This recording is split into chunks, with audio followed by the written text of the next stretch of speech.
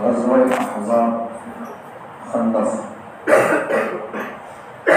مکے کے مشرک لوگ مسلمانوں سے، مدینے کے مسلمانوں سے لڑتے رہے، مگر مسلمانوں کی ہمت اور طاقت کے سامنے مکے کے مشرک لوگوں کی ہمت ٹوٹ گئی۔ تو پہلی بات تو مکے کے بڑے بڑے سرداروں کو جنگ بدر میں مسلمانوں نے 70 ان کے بڑے بڑے سرداروں کو مار دیا اور 70 سرداروں کو قید کر کے لائے تھے۔ ایک بات تو یہ۔ دوسری بات، مکے کے مشرک لوگ مدینے سے جاتے تھے ملک شام بزنس کرنے کے لیے، تو ان کا راستہ بھی لوگ بند کر دیا۔ اب یہ دو چیزیں ان کے سامنے تھی، اس لیے ان لوگوں نے پریشان ہو کر ان سے ہمیں کتنے بلّہ چلتا کرے تو بھی ہمت ہارتے نہیں، اور پھر کہاں بلّہ کے تمہارے من مارتی مل کر ڈر پیدا ہو گیا، پریشانی شروع ہو گئی مکے کے مشرک لوگوں کو۔ دوسری بات، ان کی تجارت کا راستہ مدینے کے لوگ بند کر دیے، مدینے کے مسلمان مکے کے مشرک لوگوں کا تجارت کا راستہ بند کر دیے۔ ہم لوگ پریشان تھے کیا کرنا ہوگا۔ یہ حال مکے والوں کا تھا۔ مسلمانوں کے دوسرے دشمن یہودیوں کی حالت بھی خراب تھی۔ یہ لوگ نبی صلی اللہ علیہ وسلم مدینے کو آنے سے پہلے عبداللہ بن ابی منافقوں کا سردار، اس سے اپنے فیصلے کراتے تھے اور اسے اپنا بادشاہ ماننے کے لیے لوگ فکس ہو گئے تھے۔ بالکل اسے بادشاہ ماننا تھا اور اعلان کرنا باقی تھا۔ اس وقت نبی صلی اللہ علیہ وسلم مکے سے مدینے پہنچ گئے تو ان کی بادشاہت، یہودیوں کی بادشاہت ختم ہو گئی۔ بادشاہ یہ لوگ بن نہیں سکے مدینے میں۔ نبی صلی اللہ علیہ وسلم سسٹم پورا ختم کر دیے، تو ان کا سسٹم نبی ختم کر دی بول کر ان کے بادشاہ بننے کی خواب چکنا چور ہو گئے بول کر وہ لوگ دشمن بن گئے مسلمانوں کے۔ جب بھی نبی صلی اللہ علیہ وسلم سے وعدہ کر صلح ہو گئی تھی، آپس میں کامپرومائز ہو گئی تھی، تو ہمارا دشمن کا ہم ہمارے ساتھ رہ کر اس کا ہمیں مقابلہ کریں گے، اگر کوئی ہمارا دشمن ہے تو پھر تمہیں ہمارا ساتھ دینا ہوگا۔ یہ سب چیزیں آ گئی تھی، لیکن پھر بھی لوگ بات توڑ دیے، مکے کے لوگوں کا ساتھ دینے لگے، ان کو بھڑکانے لگے ان کے خلاف میں۔ تو یہ دو دشمن تھے، مکے کے دشمن اور یہ مسلمانوں کے مدینے کے یہودی دشمن تھے۔ تو نبی صلی اللہ علیہ وسلم کے نبی صلی اللہ علیہ وسلم نے ان لوگوں کو خیبر کے وقت میں پیچھے بات آ گئی تھی۔ خیبر کے وقت نبی صلی اللہ علیہ وسلم نے ان کو ان کا قلعوں کا محاصرہ کر کے قبیلہ بنو نذیر، یہودیوں کا ایک قبیلہ ہے یہ، تو اس کو نبی صلی اللہ علیہ وسلم نے مدینے سے باہر نکال دیا تھا۔ اب یہ سب دشمنیں رکھ لے کر یہ یہودی لوگ مکے کے مشرکوں کے پاس جا کر یہودیوں کا جو قبیلہ بنو نذیر نبی صلی اللہ علیہ وسلم سے نکال دیے تھے مدینے سے، بنو نذیر قبیلے کے 20 سردار لوگ مکے کو جا کر کافر لوگوں کو مسلمانوں کے خلاف بھڑکاتے ہیں اور ان کو بھڑکا کر مسلمانوں کے ساتھ جنگ کرنے تیار کرتے ہیں، اب ہمیں تمہارے ساتھ دیتے، فل سپورٹ ہمارا تمہارے ساتھ، ایسا بول کر ان کو بھڑکاتے ہیں۔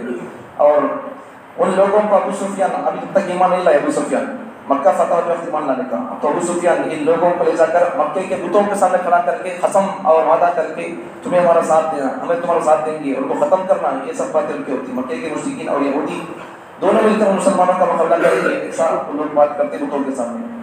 پھر ان یہودیوں نے قبیلے بنو غطفان اور عرب کے دوسرے قبیلوں کو جنگ کی ترغیب دی۔ اب انہوں رستہ شروع کرتے سفر، دوسرے لوگوں کو بھڑکا کر ترغیب دے کر شوق دلا کر مسلمانوں سے لڑنے کے لیے ابھار کر لاتے ہیں لوگوں کو۔ چنانچہ مکے کے قریش اور دوسرے قبیلوں کے 4000 افراد نے مدینے کا رخ کیا۔ 4000 لوگ جمع ہو گئے جنگ کرنے جانے کے لیے مدینے کی طرف۔ اب پھر ان کا سپہ سالار کون تھا؟ کمانڈر آف چیف ابو سفیان۔ ابھی سر قبول نہیں کیے۔ جیسے جیسے لشکر مدینے کی طرف جاتا تھا، آگے بڑھتا تھا، لوگوں کے خلاف بھڑکا کر لشکر میں جمع کر لیتے تھے، مسلمانوں کے خلاف بھڑکا کر۔ تو ایسا یہاں تک کہ مدینے کے آس پاس 10,000 کا لشکر، زبردست لشکر جمع ہو گیا۔ 10,000 لوگ جا رہے ہیں مدینے کو مسلمانوں پر حملہ کرنے کے لیے۔ اب چلتے جا رہی ہیں ان کو لڑنے کے لیے جا رہی ہیں سب لوگ، 10,000 لوگ۔ نبی صلی اللہ علیہ وسلم کو اس لشکر کی اطلاع ہوئی تو کافروں سے مقابلے کے لیے آپ صلی اللہ علیہ وسلم نے صحابہ سے مشورہ کیا۔ اس میں نبی صلی اللہ علیہ وسلم کے ایک صحابی حضرت سلمان فارسی رضی اللہ عنہ کی رائے تھی کہ رسول اللہ اس وقت میں کافر لوگ زیادہ ہیں، ایک نیا جنگ کا پلان کریں گے اس وقت میں، لڑائی مارا کوٹی نہیں، ایک نیا طریقہ۔ سلمان فارسی رضی اللہ عنہ کیا کرتے ہیں، رسول ان کی رائے کیا رہتی ہے، ایک ہمیں گڑھا کھودیں گے بول کر رائے لیتے ہیں۔ ان کی رائے کے حساب سے نبی صلی اللہ علیہ وسلم کو رائے پسند آتی ہے، نبی صلی اللہ علیہ وسلم گڑھا کھودنے کے لیے صحابہ کو آپس میں طے کر دیتے 10 آدمیاں مل کر 10 آدمیوں کی جماعت 40 ہاتھ خندق کھودنا، 40 ہاتھ 10 آدمی مل کر گڑھا کھودنا۔ اب وہ لمبا چوڑا کتنا تھا وہ تاریخ میں اختلاف ہے، بہرحال بات کرتی ہوئے خندق کھودنے کا طے ہو جاتا ہے۔ اب وہ خندق کھودتے رہتے صحابہ بہت محنت کرتے اس میں کھودنے میں، کھدائی میں اس کے، اور ایک تو محنت زیادہ ہے اور دوسرا صحابہ خود بھوکے ہیں۔ اب صحابہ نبی صلی اللہ علیہ وسلم کے پاس نبی صلی اللہ علیہ وسلم کی محنت دیکھ کر، ان کا کھودنے کو دیکھ کر اور ان کی بھوک کو دیکھ کر نبی صلی اللہ علیہ وسلم کے لیے دعا بھی کرتے رہتے ہیں۔ آخرکار نبی صلی اللہ علیہ وسلم صحابہ کو دیکھتے ان کے پیٹ بھوک سے ہے اور پیٹ پر پتھر باندھ کر ہے، کمر ٹکنے کے لیے پتھر باندھ کر کھڑکو ہے، کام کر رہی ہوں۔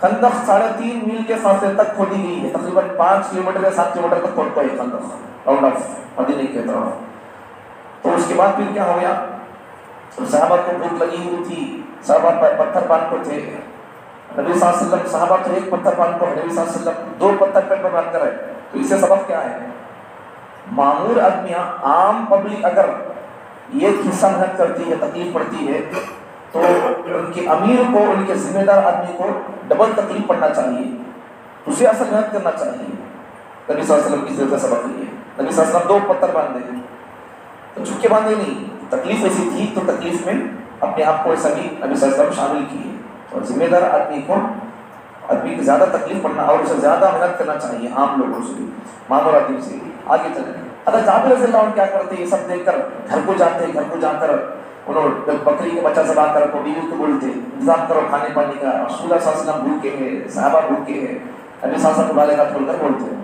بیوی گھر میں آٹا گیٹا گوند کر اسے روٹیاں پکانے کا شروع کرتی اور بکری کا سالن وغیرہ پکانا شروع کرتی، بول کراتی ان کو، کاٹ کر ذبح کر کراتی۔ اب آپ نے نبی صلی اللہ علیہ وسلم سے ہلکا کان میں بولتی رسول اللہ تمہارے لیے بھی کھانے کے نام پر کو تو بھی سارے صحابہ آجا بڑھ کر بولتے ہیں۔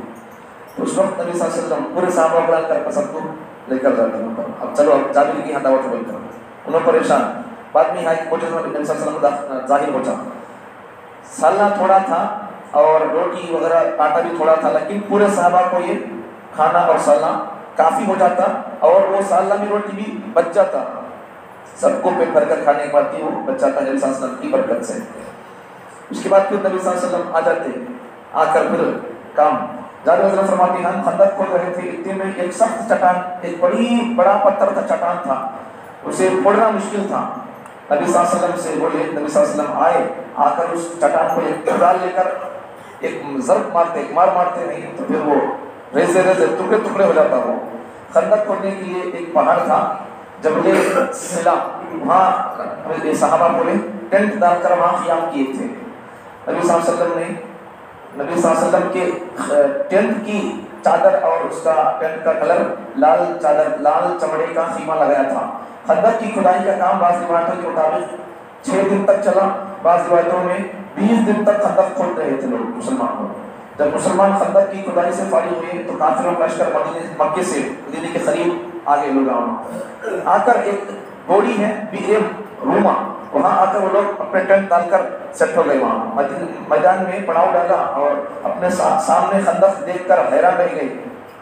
اب اتنا بڑا گڑھا کون پار کرتا، 7 کلومیٹر گڑھے میں سے جانا، گڑھا پار کرنا کہاں ہوتا ہے، پریشان ہو گئے لوگ، کافر لوگ خندق پار کرنے کی تدبیر کرنے لگے، کیا کرنا ہے، ہاتھ تو نہیں ہوتا پار کرنے کی۔ مسلمانوں کی لشکر کی تعداد 3000 ہے، کافروں کی تعداد 10,000 ہے۔ یہودیوں کے مشہور قبیلے بنو قریظہ کے لوگوں نے اپنے ایک آدمی کو مدینہ بھیجا تاکہ مدینے کا جائزہ لے کر آئے۔ جب وہ قلعے کے قریب سے گزرا تو حضرت صفیہ رضی اللہ عنہا نے ڈنڈا مار کر اسے ہلاک کر دیا، عورت مرد کو مار ڈالی، کافر کو مار ڈالی۔ وہ تو سمجھو کہ اس زمانے کی عورتوں کی ہمت اور ان کا ایمان کا جوش کیسا گرم مار رہا تھا۔ آج مردوں کے اندر وہ جذبہ نہیں ہے، اس زمانے کی عورتوں کے اندر اور بچوں کے اندر جو جذبہ تھا، ایمانی جذبہ، آج ہم مسلمانوں کے اندر نہیں ہے، افسوس کی بات ہے یہ۔ تو یہودی آدمی ان کے ٹینٹ کے پاس سے گزر رہا تھا مدینے کے مسلمانوں کی حق پالن کرنے کے لیے، صفیہ رضی اللہ عنہا ایک لکڑی سے اسے مار دیتی ہیں۔ رسول اللہ صلی اللہ علیہ وسلم نے عبداللہ بن ام مکتوم کو مدینے کی طرف آیا مقرر کیا، نبی صلی اللہ علیہ وسلم سواری پر سوار ہوئے، دائیں بائیں ابو بکر عمر صحابہ موجود تھے۔ مہاجرین کا جھنڈا زید بن حارثہ کے ہاتھ میں تھا اور انصار کا جھنڈا سعد بن عبادہ کے ہاتھ میں تھا. سارے صحابہ چوکنا باخبر تھے, ایکٹیو تھے, سست نہیں, راتیں جاگ کر گزر رہے تھے. ایک دن نبی صلی اللہ علیہ وسلم اپنے خیمے میں نماز پڑھ رہے تھے, بالکل باہر نکل کر آواز دی کافروں کے سوار خندق کے اطراف گھوم رہے ہیں. صحابہ کی جماعت وہاں پہنچی, دیکھا تو ابو سفیان چند سواروں کے ساتھ وہاں موجود تھا. تو یہ کافر لوگ ہمارے خندق کے خلاف آس پاس آ کے لوگ پھرتی ہی کیسا پڑھنا بول کر, ذرا صحابہ کے لیے کچھ کرو. صحابہ جا کر ان کے لیے پتھر پھینکتے, اور وہ لوگ پتھر تقریباً 15 دن تک لڑائی کیا بھی نہیں ہوتی آپس میں, فیس ٹو فیس, خالی انہوں پتھر پھینکنا, تیر پھینکنا, انہوں پتھر تیر پھینکنا, 15 دن تک ایسا ہوتا. اس کے بعد پھر وہ لوگ بھاگ کر چل جاتے وہاں سے. انہیں مسلمان لوگ پتھر باری بولتے رہے. کافر باری باری خندق پر حملہ کرتے رہے, خندق پار کرنے کی کوشش کرتے رہے, لیکن خندق پار نہیں کر سکے. دشمنوں کا ایک آدمی تھا, پہلوان تھا, دشمن رسول نوفل بن عبداللہ مخزومی گھوڑے پر سوار ہو کر رسول اللہ صلی اللہ علیہ وسلم کی طرف نکلا. خندق کو پار کرنے کی پوری کوشش کی, مگر گھوڑے سمیت خندق میں گر گیا خندق میں. پار کرنا بول کر آیا, لیکن گر کو اس میں یہ ہو گیا. وہ 2 ہفتے گزر گئے, آمنے سامنے مقابلہ کا موقع نہیں آیا. ایک دوسرے پر پتھر اور تیر برساتے تھے. لڑائی جنگ میں آفیس ٹو فیس نہیں ہوئی. ایک دن عرب کا مانا ہوا پہلوان عمرو بن عبدود خندق پھاند کر پار کر کے, عمرو بن عبدود نام کا ایک آدمی خندق پار کرتا ہے, پار کر کو آ جاتا 7 کلومیٹر خندق اتر کو پار کر کو آ جاتا. آنے کے بعد مسلمانوں سے چیلنج کرتا, کون ہے پہلوان میں سے لڑنے والا بندہ.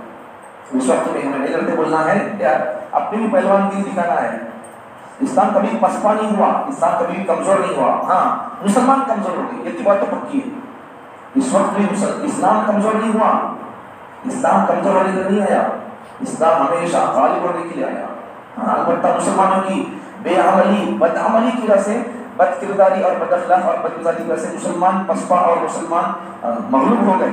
مطلب مسلمان لوگ کمزور ہو گئے, لیکن اسلام کبھی کمزور نہیں ہوا. اب اسلام تو اپنی سورج روز نکلتا ہے تو وہ اپنی تیز شعاعیں لے کر نکلتا ہے, وہ باندھ پڑھ کر یا پھر وہ اجالے نکلتے ڈوب جاتا نہیں, وہ اپنا کام پورا کر کے ڈوبتا ہے. تو اسلام کی نوکری, اسلام کی ڈیوٹی, اسلام کا کام کب تک ہے, قیامت تک یہ غالب رہے گا. مسلمانوں کی وجہ سے اسلام مغلوب نظر آتا ہے. حقیقت میں اسلام مغلوب اور وہ بالکل مٹنے والا نہیں ہے, وہ مٹا بھی نہیں ہے اب تک. مسلمان کی کچھ غفلت ہے. اگر مسلمان پاور میں آ گئے, طاقت میں, اتحاد میں آ گئے, ایکجٹ ہو گئے, تو پھر آپ مسلمان کچھ کر سکتے ہیں. تو پہلوان آیا, مسلمانوں سے بولنے لگا, کون ہے وہ تمہارے اندر پہلے سے لڑنے والا, ٹکر لینے والا. تو نبی صلی اللہ علیہ وسلم نے علی کو اجازت دی, تمہیں جاؤ بول کر. علی رضی اللہ عنہ گئے, اجازت مانگی کہ میں اس سے مقابلہ کروں گا. آپ صلی اللہ علیہ وسلم نے اپنی تلوار, ذوالفقار نبی کی تلوار کا نام, نبی ان کو دی, علی رضی اللہ عنہ کو دیے, اور اپنا امامہ آپ صلی اللہ علیہ وسلم نے حضرت علی رضی اللہ عنہ کے سر پر امامہ باندھا اور مقابلے کے لیے بھیجا. علی رضی اللہ عنہ نے اس سے کہا, بھائی اللہ کو مان لے, بات دعوت دینا, پہلے لڑنا نہیں جاتے میں پہلے اللہ کی طرف لانا. جنگ کے موقع پر اللہ بلا رہی ہے, ہمیں عام ہاتھ پہ لوگوں کو غیروں کو بلا رہے نہیں ہے, اپنوں کو نہیں بلا رہے ہیں لوگوں کو. تو لوگ جنگ کے موقع پہ لڑنے گئے سن رہا ہوں, اور اس وقت بھی اللہ کی دعوت دے رہی ہوں. کہا اللہ پر ایمان لا, ان بولا نہیں. اب عمرو بن عبدود نے انکار کیا. پھر علیہ السلام نے کہا لڑائی سے منہ کر لے, لڑائی کے لیے وہاں بول کر بول دی اسے, مطلب انہوں ہاتھ نہیں ہو نہیں, اسے اسلام کی دعوت دی گئی. تو اس نے کہا یہ ممکن نہیں, وہی ہاتھ کا نہیں بات, لڑی کے لیے بول کر بولے. ان کیا ہو رہا ہے, نہیں لڑنا چاہیے. بعد میں کیا بولتا ہے, لڑے بدل چل گیا تو مکے کے لوگ عورتیں مجھے تانا دیں گے. اس سے پہلے آیا ابو سفیان جب پیچھے کا گئے تو مکے کی عورتیں تانا دیے, سب تو پینے گئے تھے کیا بول کر, تو عورتیں مجھے تانا دیں گی بول کر بول رہا ہوں. عمرو بن عبدود علی رضی اللہ نے کہا کہ پھر مقابلہ تیار, چل آ جا لڑیں گے بول کر بول رہی ہوں. گھوڑے پر سوار تھا, علی رضی اللہ عنہ گھوڑے پر نہیں تھے, انہوں چل کو تھے, اور اس کے جسم پر زرا تھی, دھوبے کا لباس تھا, ان کے پاس نہیں ہے. علی رضی اللہ عنہ پیدل تھے, ہاتھ میں صرف تلوار تھی.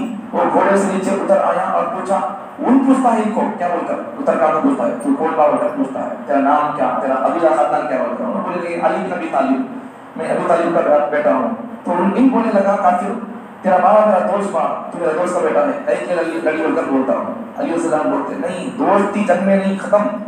تمہارے باپ میرے دوست تھے, میں تم سے لڑنا نہیں چاہتا. علی نے فرمایا مگر میں تم سے لڑنا چاہتا ہوں. اس سے کیا نام ہے, اس نے تیر تلوار سونٹ لی اور وار کیا.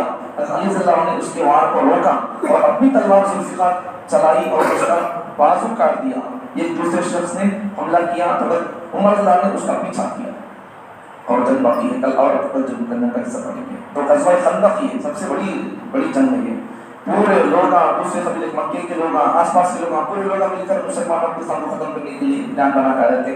لیکن اللہ کی مدد جب تک مسلمانوں کا تعلق اللہ سے مضبوط تھا تب تک اللہ کی مدد بھی مسلمانوں کے ساتھ تھی، اب بھی ہے. لیکن مسلمانوں کی اللہ کے ساتھ تعلق اور اللہ کے ساتھ کا رویہ بہت خطرناک اور بہت نہیں کے برابر ہو گیا. اس لیے اللہ کی مدد اس وقت مسلمانوں کے ساتھ نہیں ہے. اس لیے مسلمان لوگ آج جگہ جگہ پر فتنہ مارکا نہیں ہو رہا ہے. اگر مسلمان لوگ اپنا تعلق اللہ سے مضبوط کر لیں گے تو انشاءاللہ اس وقت بھی مسلمانوں کے ساتھ اللہ کی مدد ہوگی. اللہ تعالیٰ ہم تمام کو اس صحابہ کا ایمان تھا، جذبہ گرم تھا، ان کا ایمان گرم تھا. مسلمانوں کے اندر بھی اللہ تعالیٰ ایمانی طاقت جذبہ اللہ پیدا فرمائے.